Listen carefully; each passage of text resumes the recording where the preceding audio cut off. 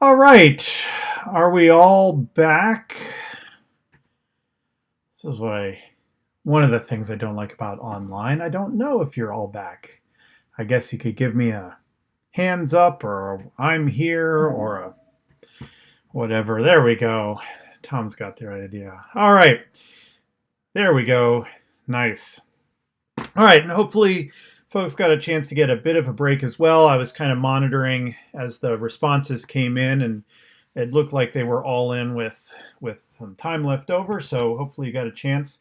So yeah, I wanted to start by maybe just running through the responses, taking a look at what you came up with, seeing if anybody has any comments about any particular thing. As I was looking through them, there was a lot of really good responses to the questions, addressing their function online and making them more effective. So yeah, let's start here. I'll just take a quick look through these. So question one was the math question. Um, and with this type of a question, several of you came up with a similar comment, which was one of mine, had to do with showing your work. The fact that it's just the way it's phrased is just to give me X. And if this was a short answer or type in a number type of a question, a student could get by with just typing in the number for X and leaving it at that. So who knows, what they would have done in terms of the constraints of the test. They could have gone off and run it through a calculator or talk to their friends about it. So one of the things that several of you showed, you said difficult to show the work in an online setting, being able to show the work here. So one thing to keep in mind is when we take a look, for example, at the Moodle quiz, is that they give you a lot of different choices for types of questions. I think it's tempting as a teacher to go with the easy ones, the ones that the computer can grade for you. And those can be useful in some cases, but if what you're really trying to figure out is to see whether the student knows how to do this process, if that's the learning outcome, then maybe rather than making it a short answer, make it a long answer question and have them show their steps, have them rewrite the steps of the formulas they solve for X, or give an explanation for how they were got to the answer. The other idea here, which was about doing variance, that would be another way to approach this. If you wanted to keep it just kind of straightforward, solve the math questions, you could certainly pretty easily create some variants of this question, put those into a bank of questions, and then for the actual test, have the test choose one of the questions. And that would help cut down on people at least being able to work with each other on solving the test or solving the question. So yeah, I like both of the sort of directions that we took it in. Either somehow getting them a chance to show their work or explain their steps, or to build it as a series of questions that are randomly chosen from. All right, so let's see. We'll go. I know they ended up out of order because they just go by. So we'll jump to question 2 here. So this was the world language question of translating. And as we all know, there's options now available. Google Translate is the big one, where people could just pop right on there and have it show them the translation.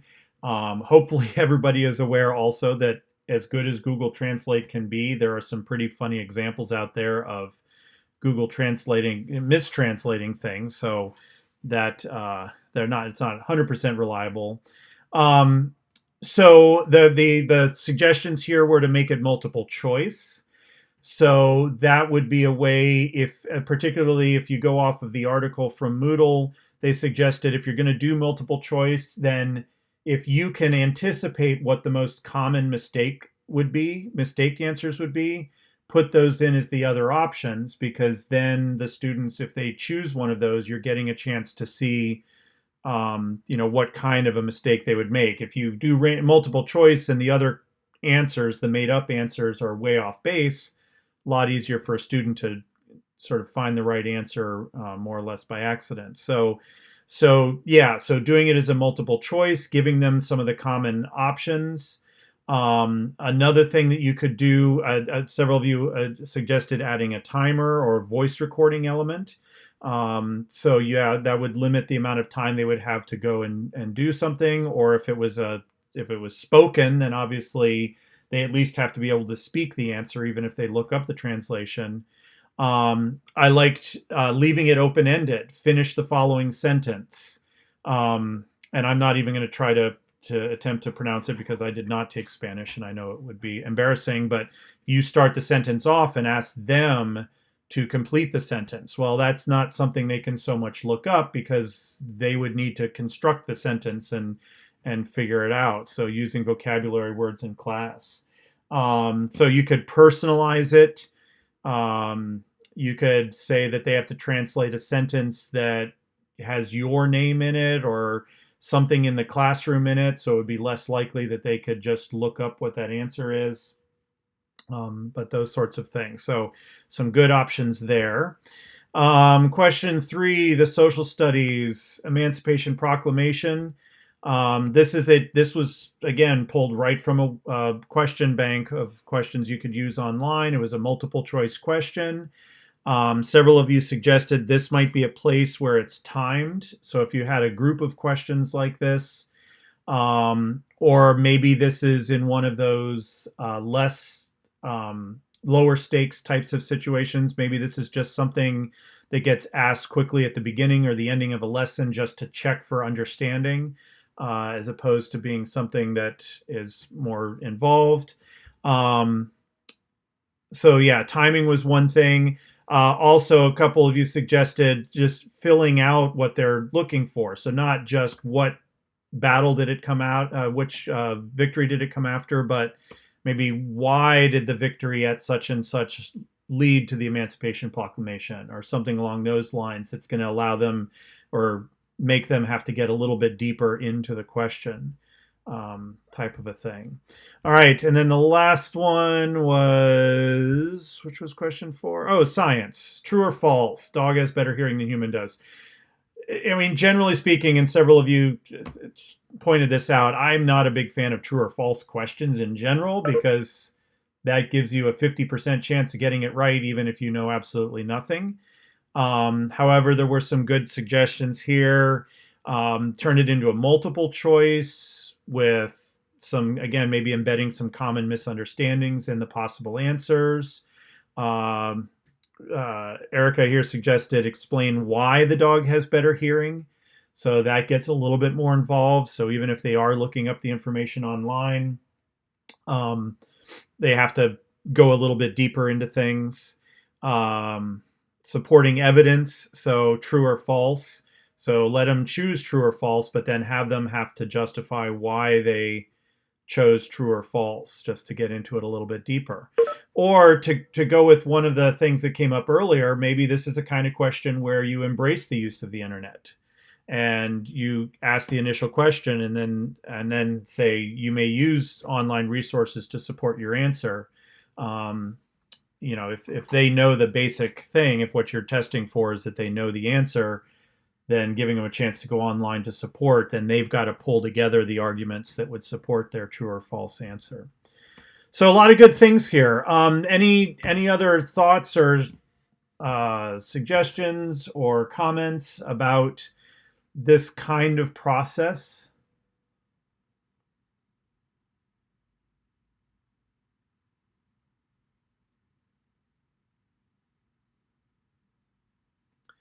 So, I mean, obviously the uh, da, da, da, da, anyone's. Oh, Jimmy's is saying on. Oh, that must be on the equation. Sorry, I missed your comment there.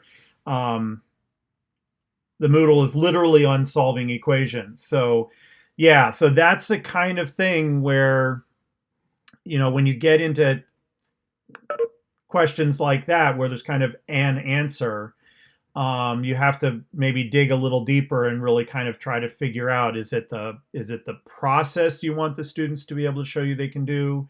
Is it the steps? Is it being able to troubleshoot an answer and verify that an answer has been answered correctly. So there's a couple of different directions you could come at, explaining your steps, justifying your answer, those types of things. But yeah, if anyone has any other suggestions, I don't know if we have other math people um, in the group in terms of Jimmy's question there. So, yeah, I mean, obviously, these exercises, what going through this is about is because sort of the final piece of your Moodles that we haven't really addressed yet is that you should have assessment as part of your Moodle, just because assessment is an integral part of instruction. It doesn't necessarily have to be, again, some big end of the unit test. It could be along the way doing one or two or three question quick checks of understanding, those types of things. So, but I am going to want you to show me somewhere embedded within your Moodle and within your instruction that you are getting that feedback from the students, and that's a piece of the online environment that can be a little tricky because you're not right there with the students. You're not looking over their shoulder and seeing their work. So being able to have some way to get that feedback, even on a smaller scale. So I want you just thinking about these issues, thinking about where along your Moodle you would like to do some checks for understanding, what types of questions should be being asked. Really think about what it is that you want the students to show you. I think a lot of times questions get miswritten, and the answer that the student's giving us isn't really giving us the evidence that we need. Um, Critical thinking. What other ways can you test other than short or long answer? Yeah, does anybody have any thoughts on that? This is kind of the opposite of Jimmy's question, where on the one hand you have questions that are very cut and dried. On the other, critical thinking. Um, any suggestions there?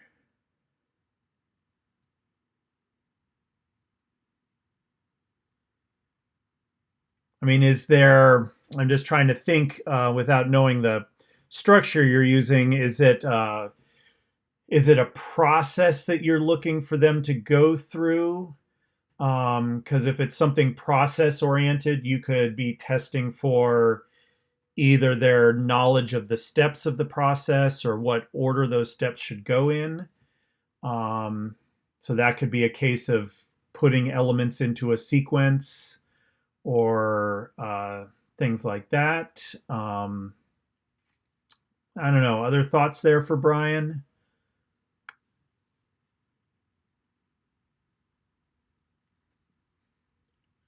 To give some context, it's more like it's like a psychology course, but it's on like more of like understanding, like there's certain things about like it's more like a metacognition based type of thing. Okay. There's some like specific elements that are specific that are like based in psychological research, but then it's more of like, what do you think about this, or what is your take on this sort of questions. Okay. Yeah, I mean, obviously that sort of thing is. Oh, there you go. A chat between students. You could moderate a discussion. Um, that would be, yeah. I mean, another thing to keep in mind is that assessment doesn't necessarily mean quiz. Assessment simply means that the students are generating evidence that you can assess for whether they're showing you what they need to show you. So something like a chat or a discussion can still be an assessment if what they're demonstrating is the skill or the understanding that you're looking for them to demonstrate. Um, I do have in each section. I do have forums that have questions off of them. mhm. Could you use a forum as an assessment based thing? Yeah, I mean, honestly, you as the instructor, it's it's whatever. I mean, this is where instructional design and just sort of basic instructional theory comes in. That you want to start with what is it that is the learning outcome. What is it that you want the student to know or be able to do? And then figuring out how can the student show me that they can either do that thing or that they know that thing. Um, so absolutely, if a forum, if the way they structure a response, or if you're looking for that intercommunication, and you can use that as evidence that shows you that the student is doing what you want him to do, then absolutely. Um, so be willing to maybe think outside the box, that an assessment doesn't necessarily mean a test. It just means that there's evidence that you are able to assess, whether that evidence is in test form or not. So is that helpful? Yeah, that's helpful. Thank you. Sure. So yeah, one of the things, I mean, many of you at this point are pretty far along with your Moodles. And I know I've been saying, we're going to get to the assessment piece. So here's kind of the assessment piece. So over the next couple of weeks, and as we head towards that beta testing week, maybe this is kind of the final layer to embed in throughout your Moodle, is whether it's just asking a couple of quick questions in quiz form, or as a forum, or as a dialogue, or as an assignment along the way, just so that you can be checking in and getting that evidence and getting that feedback from the students about whether they're understanding or developing their ability to do whatever it is you're asking them to do. It could be a video submission. It could be an audio recording that they submit to you, depending on what the content is. It could be a visual. So whatever the evidence is that you need, that is going to show you that the students are achieving what they need to achieve. All right, so I want to take a few minutes here then just to go into a little bit of the actual Moodle quiz activity. Doing quizzes, there are really two halves to the way Moodle deals with quizzes. There is a question bank, and you don't have to use a question bank. If you're just creating a quiz and the only time you're going to use a given question is just in that quiz, you can create a quiz and just put the questions right in there as you're building the quiz. But if you want to do some of the randomization, if you want to have variations of a question, then those are done through the question bank. And through Moodle, the question bank is accessed through the administration block. There's near the bottom, there's the area that is the question bank. So when you open that up, it gives you categories, and you can get really, categories can be nested inside of categories, can be nested inside of categories. So it gives you a default category for your Moodle, but you can also go in through administration and go to categories, and you can set up as many categories as you would like, and they can be nested underneath each other. So like they showed in the Moodle article, if you want to have 10 questions that are all variations of the same thing, you could create a category for just those 10 questions. And then when you create the quiz, you're telling it to randomly pick from this category. So categories are just a way for you to organize questions. But then the questions themselves, every question gets linked to a category. So the first thing would be to pick the category it belongs in. And then in terms of the question types themselves, Moodle actually gives you a lot of different possible types of questions. There are calculated. So if you are doing math-based or science-based, you can actually set up questions where they have to calculate an answer. There's drag and drop. So if you want something that's a little more visual, or you want something where they have to put the right answer in the right place, or they have options for answers, those are possibilities. Drag and drop onto an image. So you could create an image and like the water cycle, and then they would have to drag and drop the elements of the water cycle into the correct locations. Embedded answers, that's where within the question there's a couple places where they have to put in a piece of an answer. Essay is just their way of saying a long answer. It doesn't have to actually be an essay, but if they've got a long answer type of question, a long text-based answer, that's an essay. There's matching, there's multiple choice. Numerical, if the answer is just going to be a number and you want to limit them to just typing in a number, you can use a numerical answer. Random short answer matching, it'll mix up where the matching things go. Select missing words. Short answer, kind of the same thing as essay, where they're just typing in an answer, and then they have a description type too. So they're trying to give you a pretty wide range of options, and a good technique in a given test is, of course, to use a variety of types of questions. So sometimes it's just a quick answer you're looking for, a single word, a single number, but you also want to mix that up with answers that require more thought or more in-depth reflection. You could use, the essay question for a math question if you want them to explain the steps or to show their work. You can do that. So you want to give a little bit of thought about what type of question you want to ask, which type of question is going to give you the information you need. And then for each one, there's going to be a different setup. So I'll just pick one here, like I'll do a multiple choice one. So you add a multiple choice question, ask for the category, you give the question a name.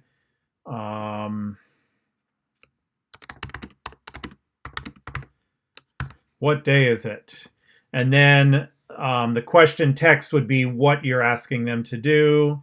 So you might say, select the day that matches today. I don't know, I'm making this up as I go along. You can assign it a number of points. With a multiple choice, the computer will score it for you.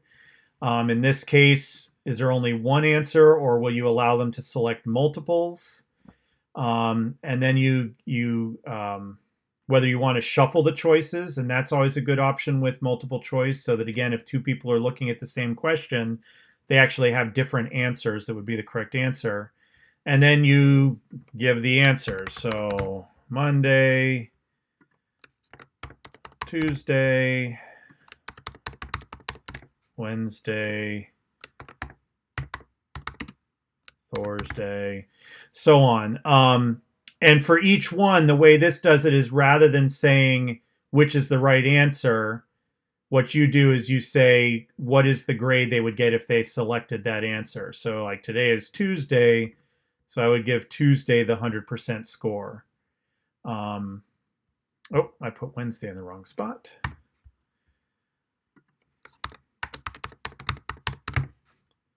So you would just, you build out your different answers. You can add more choices if you want more than the 5 choices.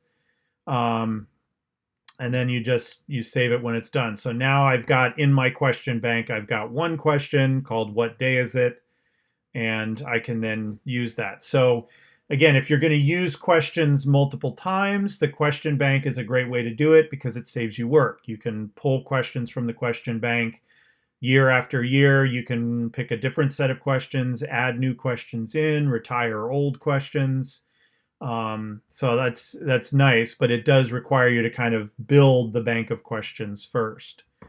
So that's the question bank side of things. The actual test itself, let me go back to the Moodle. So the actual test itself, or the quiz itself, is one of the activities. I already added the activity in. When you add it, it just asks you to put in a description and a name. Then when you go into the quiz for the first time, it'll tell you no questions have been added. So you edit the quiz, and then from here, you start adding questions. Now, I have one question, so I could draw that question from the question bank and simply add it to the test. Or I can, like I said, just add a question here by creating a new question. And in this case, um, the um, the question would not be in the question bank. So I wouldn't be able to use this question on a different test, but I can go ahead and add a question, and that's then added. Um, oh, that question will then be added to the test. But like I said, it's not part of the question bank, so you would only be able to use this question here. So it really is up to you. But if you have a question you just want to add to a single quiz and you know you're not going to use it anywhere else, you can add the questions as you go. So basically it's about building out the questions. You can change page breaks. So if you want two questions to show up on the same page, you can remove the page break between them. Um, so that you can give a little bit of thought to that in terms of what you want the students to be looking at on the page. Um, and then you just kind of go through it. This option here, the shuffle, this is what would then, when the student takes the test, the questions would be in a random order. So that's another way that was suggested about randomizing the test, especially if you have students who are going to be near each other, then they're less likely to look over somebody else's shoulder and see the question they're working on. But in some cases on a given test, you might want the questions to go in a particular order. So that, again, is a choice for up to you. So the actual thing of building the test is just adding in the questions, organizing the questions. You can always change the order that the questions go in. You can move the page breaks around. You can edit any of the questions once they're in there, delete questions, and so on. And then once the quiz is done, when a student goes in to take the quiz, where are we? Here we go. They'll get this, attempt the quiz now, and I can go in and I don't know what the answer was here. Next one, today is Tuesday. And then they finish the attempt for the quiz. And now for this one, it will have scored the multiple choice. The other question, you would need to grade manually because it doesn't know the short answer. Student can return to the attempt, so if they want to go back and review their answers before they submit it. But then once it's submitted, they won't be able to change the answers anymore. In this case, they get immediate feedback. You can turn that on or off for a test. So there's a bunch of different options you can do. But again, a quiz can be as simple as one or two questions, multiple choice, quick check for understanding, or it could be up to a full unit exam or a midterm exam or something like that, just depending on how much you want to build out in terms of the questions. So I just, again, we don't have a lot of time to go through every little detail, but I did provide a link here also to Moodle's page about quizzes. So if you're looking to use this as an option, it goes through how it works. It talks about adding questions. It talks about the types of questions. Choosing pre-made questions, that would be using it from your quiz or your question bank. Adding random questions, how to do that. Categories, the quiz layout. So pretty much everything that you can do on a Moodle quiz is found on this page. And they also give you links to the question bank also if you've got questions about that. So that I put that on the page as well. All right. So that's just kind of that's an overview of the quiz activity in Moodle. If that is something that's going to be useful for you, absolutely feel free to use it. There are other assessment tools. Those of you that use Google Classroom, I know there are quiz and testing options that are built into the Google Classroom environment.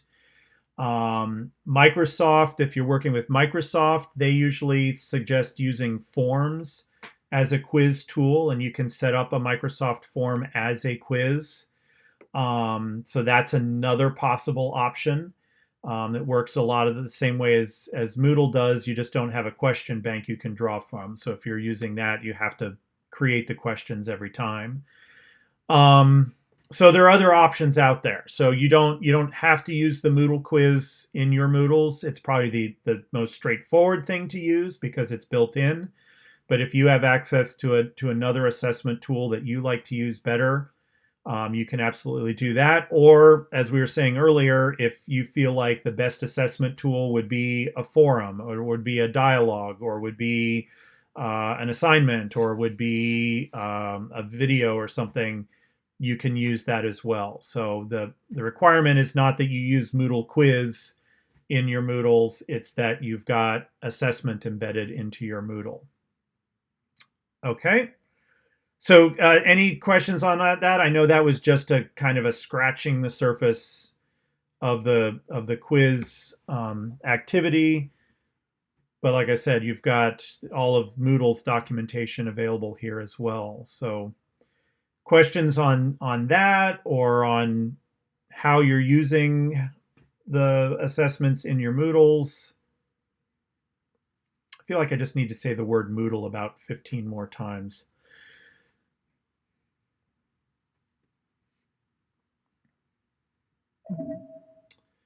Yes. Oh, Brian, yes. So, so just my inexperience as a teacher, but I'm assuming that for something like a chapter wrap up, you'd want all kind of closed computer grading questions so that the student can kind of get the Sorry, I'm feedback not and move sure. on. Right? Yeah, if it's going to be, and that's another thing to ask is how much involvement are you planning to have with the Moodle and with what the student's doing? If it's really designed where the student can just work through it at their own pace, then you would want to allow to have it use questions where the computer can assess the question and give the feedback immediately. So if it's designed to be a self-contained module that a student can take at any time, then yes, you'd want to stick with the questions that the computer can assess. If you're going to be involved and have those moments where a student can submit something and then you can provide the additional feedback, then that opens up a couple other possibilities. Okay. Yeah, I was thinking that in mine, it's mostly hands off. You know, you're watching video content and reading slides and stuff, and take a quiz here and there. You know, but then there's homework that would be more teacher interactive. That Sure. Yep. Yeah. So yeah, and I mean honestly, if it's in that situation, I mean, particularly with your Moodle, it's kind of low stakes. They're not necessarily going for a grade. It's about can they do this thing? Do they understand it? So in that case, those types of questions, they're going to be less likely to go out and look up the answer because the only person they're affecting if they look the answer up and type it in is themselves and their own understanding. mm-hmm. Thanks. Sure.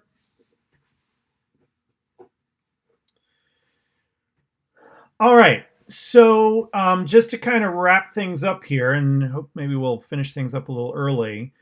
I'm putting here homework for week 9 and 10. I will probably throw a couple of things up sometime over the course of the next week or in next week's time slot, mainly related to the Zoom activity. I want to put up the rubric for the Zoom activity and a little bit more clearer description of what it is you're actually going to be doing. That's not really homework, but I will be putting up some additional information. I'll be sure to send out a remind when I do that, just so that you know new information has gone up. But basically for the next 2 weeks, reminder that next week there is no synchronous class because I will be away. And then the following week, April 2nd, we are on campus. We'll be meeting in that lab to the left of Dr. Abed's office where we met on that first class meeting. So that's not so much homework, but just to remind you that there isn't a synchronous class next week. So In terms of assessment, using whatever platform you are most comfortable with, whether that's Moodle Quiz or other Moodle activities, or Google or Microsoft Forms, or whatever you would like to use, start designing assessments. My suggestion is get an assessment built, even if it's just 2 or 3 questions, and then maybe invite a member of the class to take the assessment and just provide you with some feedback about what their response was to the assessment. Did they think it was effective? It'll give you a chance to kind of see what you get at your end, what kind of evidence gets generated, give you a chance to fine tune maybe the assessment. Um, I'm suggesting that because all of you have a feedback activity now in your Moodle where I've been providing you feedback, um, if you've invited somebody to take your assessment, then have them use that feedback to provide feedback to you about how they thought the assessment went or any suggestions they might have. So that feedback activity can be used not just by me but by you and anyone else, and that'll keep that conversation between the two of you. So get that underway, because that should be kind of the last piece of the puzzle in terms of the Moodle design work. The other piece is Zoom presentation. And I had asked you over the last couple of weeks to start thinking about what you might use for your topic for the Zoom presentation. These presentations are going to be 20-25 minutes long. So I'm not expecting you, the expectation is not that you are teaching us everything there is to know about a particular web application. You're going to pick an aspect of it, or maybe give us an overview or talk about one particular application, because in 20-25 minutes that time's going to go by very quickly. So you don't have to think that you've got to present everything there is to know about whatever your topic is. But I do want us to get those topics picked. So I've created a forum, and all you need to do is create a post stating what you would like to have your topic on. You've got those Web 2.0 resource pages from last week that you can look up, or if you use something that is web-based that you would like to do a presentation on. And then as people start posting, just double check what other people are posting. And if you discover that you and someone else have chosen the same topic, then either have one of you choose something different, or if it's a large enough topic, you might be able to divide it up. So you might be able to take one person take one aspect of something and another person take another aspect of it, just so you're not duplicating each other's work. So just use that forum. I would like to have you complete that by this Saturday. And then what I will do is I've got a page in the Moodle where I will then post sort of the final topics so that we're clear on what everybody is going to be presenting on. So use the forum to put out what you would like to do, and then also to just double check with everyone else as they post that you're not duplicating somebody else's work, and then work it out if you are. But if you can have all of that completed by Saturday, then I can start posting that. And then beyond that, it's really just about your Moodle project, which really number 2 is also about your Moodle project. So the majority of the work over the next 2 weeks is just about the Moodle. So continue to build out your sites, start adding in assessments, making adjustments. I did provide another round of feedback today. I waited until today because I wanted to get the most current state for your Moodles. So incorporate that feedback, but really just dedicate these next 2 weeks really to just focusing on trying to get that wrapped up, because our next class again is the beta test week. So that week they won't be done, but they should be far enough along that somebody can really kind of look through your completed Moodle and give you some good final feedback on any final adjustments to be made.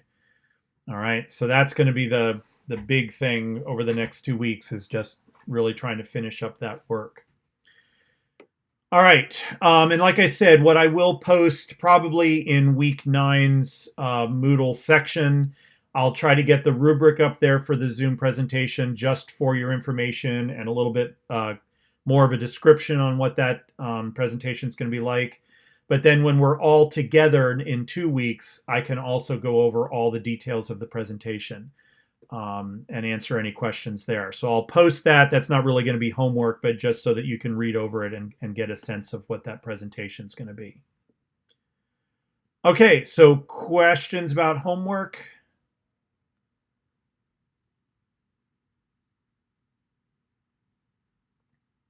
All right. Well, if there are no questions, I guess we are finishing up a little early tonight. So, yeah, bottom line over the next 2 weeks is just keep plugging away at those Moodles. If you've got questions for me, as always, please be in touch with me through whatever means. You can use those dialogues. I will get email messages if you reply to the dialogue, or you can remind to me. You can email to me if you've got questions. But really, the hope is that in 2 weeks, when we see each other on campus, that we will be able to show off our mostly completed Moodles at that point and get some final feedback. Yes, Brian. For the Zoom presentation, I just wanted to know, how are we actually going to present it? Is it more of like we're just talking about the Web 2.0 app, or are we doing like a screen share of a presentation or something like that? That is going to kind of be up to you. The experience. It's mainly about the experience of what it's like to be on this end of the computer screen when you're trying to teach virtually and do a synchronous lesson. So just like you would with any lesson that you teach, you're going to want to think a little bit about what is it you want your students to get out of it. Is the best way to present that material by talking about it? Do you want to have a video you can show about it that you can share? So that's going to kind of depend on the topic you've chosen and on what you think is going to be the best way to introduce the material to the students. All right, thank you. Yep. All right. Well, if there's nothing else, I won't keep you any longer. I will hang out in the room as long as need be if people have questions for me. But if not, we get two off weeks in a row. So enjoy your time next week. Just use the time to plug away at those Moodles. And I will see you all in 2 weeks on campus. Yay! All right. So have a good couple of weeks. And if I don't see you tomorrow night in 5:20, then I will see you in 2 weeks for 5:30. Good night.